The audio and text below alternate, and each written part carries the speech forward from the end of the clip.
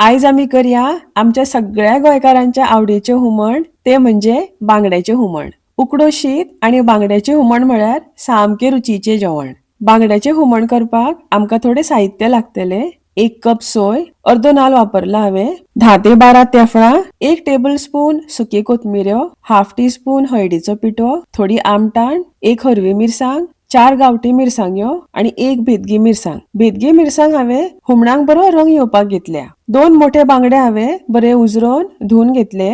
तांकां रुचीपुरतें मीठ लावन बरें मिक्स करून एक 20 ते 25 मिनटां कुशीन दवरता. मिक्सराच्या आयदनान सोय, सुकी मिरसांग्यो, सुकी कोथमीर, हळदीचो पिठो, आमटाण आनी थोडें उदक घालून हें सगळें बरें बारीक वांटून घेवंक जाय. ही वाटिल्ली मिरसांग हांव कुल्ल्यान काडून घेता.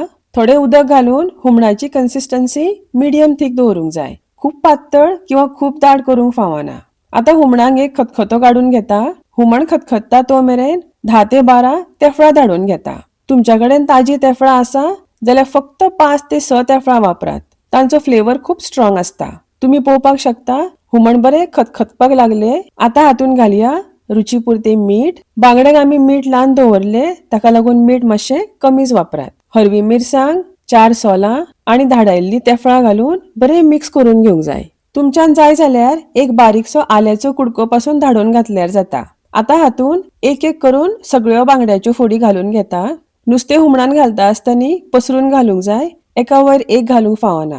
आनी लो टू मिडियम फ्लेमीचेर हुमण आमकां फक्त 3 ते 4 मिनटां खतखतून घेवंक जाय. नुस्तें शिजपाक चड टायम लागना आनी हुमणान नुस्तें घातल्या उपरांत परत परत ढवळूंक फावना.